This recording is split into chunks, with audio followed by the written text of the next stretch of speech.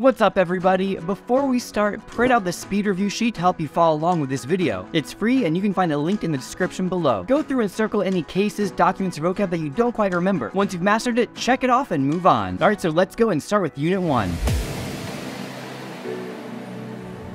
The Declaration of Independence contains three ideals of democracy: natural rights, social contract, and popular sovereignty. Meanwhile, the Constitution gives us limited government and republicanism. By the way, don't forget that the Constitution established the US as a republic, not a democracy. The framers were super suspicious of the people. Then there's our three types of democracy. Participatory is about broad participation, pluralist is about groups, and elite is about a limited role for individuals. Next, we know that Federalists supported the new Constitution, they wanted a stronger central government, and they opposed the Bill of Rights. Anti-Federalists were the opposite. They wanted states' rights, they wanted a Bill of Rights, and they didn't want strong central government. Of course, we remember the Articles of Confederation, which created a very weak central government. Congress could do some things like declaring war or coining money, but they couldn't tax and they couldn't regulate interstate commerce. Following Shays' Rebellion, which demonstrated the weakness of the Articles of Confederation, we had the Constitutional Convention and ended up with a brand new constitution. There were four examples of negotiation and compromise. The Great Compromise established a bicameral legislature, the Electoral College chooses the president, every 5 slaves would count as 3 people for congressional apportionment, and the slave trade could only be abolished after 20 years. Article 5 also created an amendment process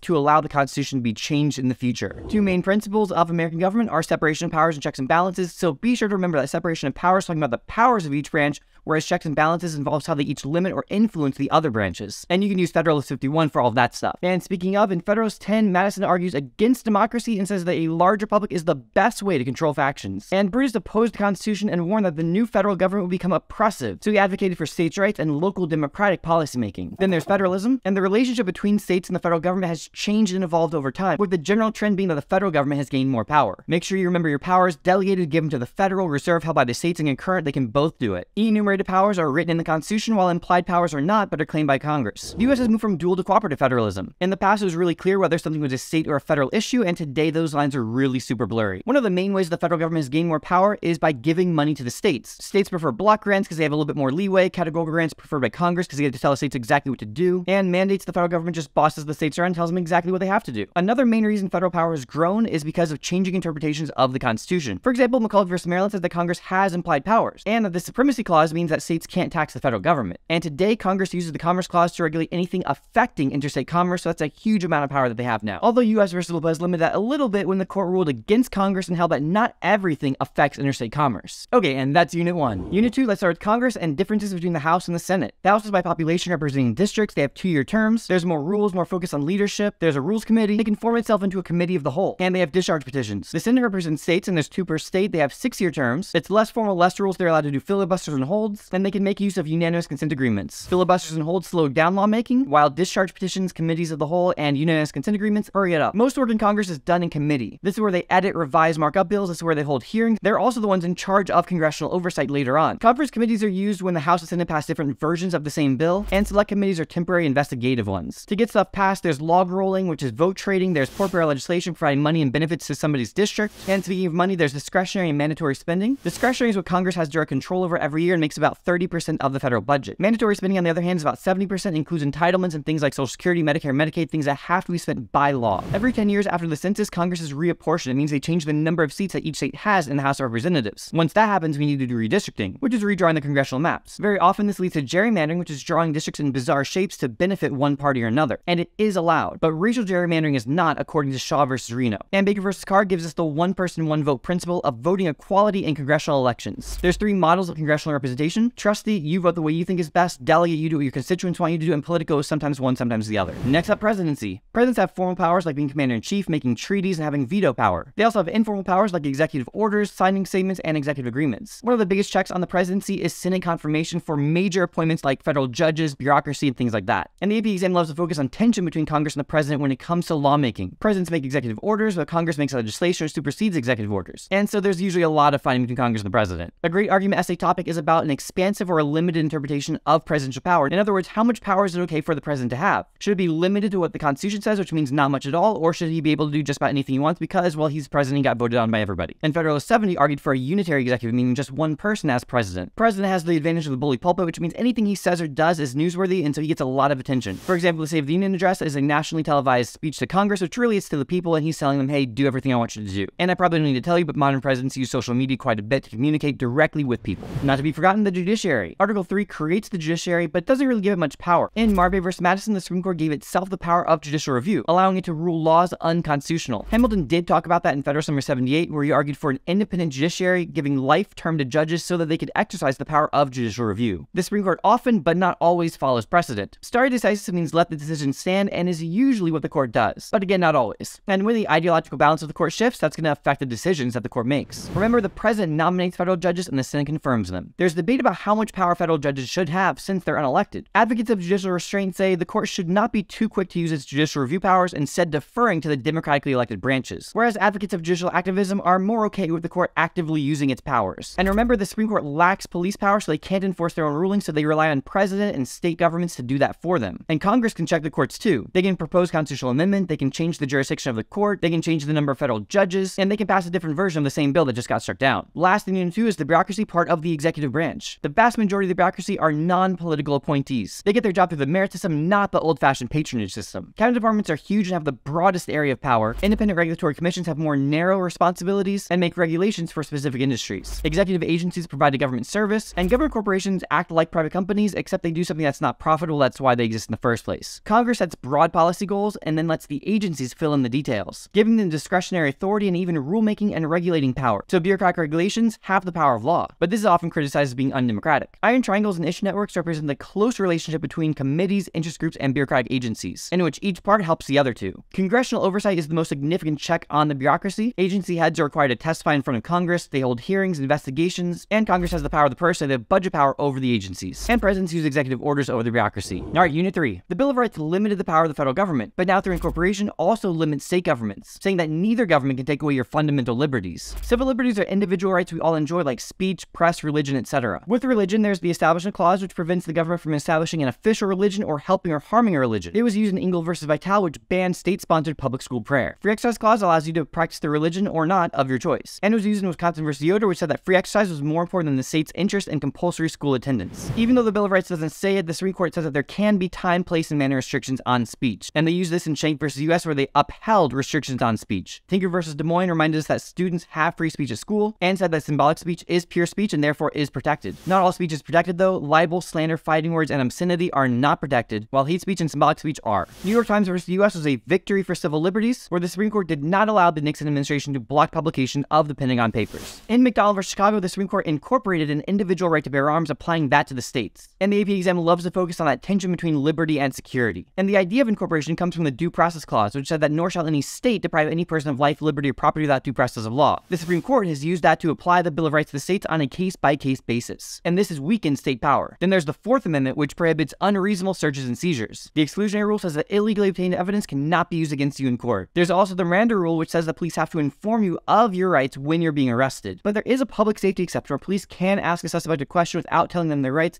if the public safety is in danger. And Gideon v. Wainwright says that states have to provide a person with an attorney if they can't afford one. There's also the right of privacy, which is notable because it's not directly written in the Bill of Rights, and it has been the basis for abortion rights, specifically Roe v. Wade, which was struck down in the summer of 2022, opening the door to allow states to make their own abortion restrictions if they choose to. Civil rights, on the other hand, are protections of groups from discrimination, and they are often based on the Equal Protection Clause of the 14th Amendment. In his timeless letter from Birmingham jail, MLK promoted social movements and civil disobedience as tactics for disadvantaged groups to use to gain the freedoms promised in the words of the founding documents. Relatedly, we've seen many social movements like the Civil Rights Movement, the Women's Rights Movement, and Black Lives Matter, where groups protest and demonstrate to try to get policy changed. Examples of policy change include the Civil Rights Act, which banned discrimination in employment and public accommodations. The Voting Rights Act banned literacy tests and other obstacles to vote, and Title IX of the Educational Amendments banned sex discrimination in schools. Brown v. Board ruled segregation of public schools unconstitutional, striking a major blow to Jim Crow laws. And both advocates and critics of affirmative action use the 14th Amendment's Equal Protection Clause to make their case for themselves. The colorblind interpretation says that there can be no racial distinctions, while the race-conscious version says those racial distinctions are only prohibited if they're intended to harm minorities, not to help them. Okay, 3 down, 2 to go, stay with me. Okay, Unit 4. There are some broad ideals that have support among most people from across the ideological spectrum, including individualism, equal opportunity, free enterprise, and rule of law. But then there's political ideology, conservative, liberal, libertarian. Political socialization is the idea of how do people acquire their ideology. And the number one answer is parents. But there's also generational effects, there's life cycle effects, people change throughout the course of their lives. and major political events also have an influence. Political scientists use public opinion polls to try to measure public opinion. They use a number of techniques like mass surveys and focus groups. Additionally, candidates use benchmark polls before they've announced their candidacy. There's also tracking polls to follow opinion over time, exit entrance polls that are taken on election day, and opinion polls that ask people their opinion about just about everything. For a poll to be scientifically valid, it must contain a random sample in which all people in the population have an equal chance of being selected. The sample must be stratified, and it must contain a sampling error or margin of error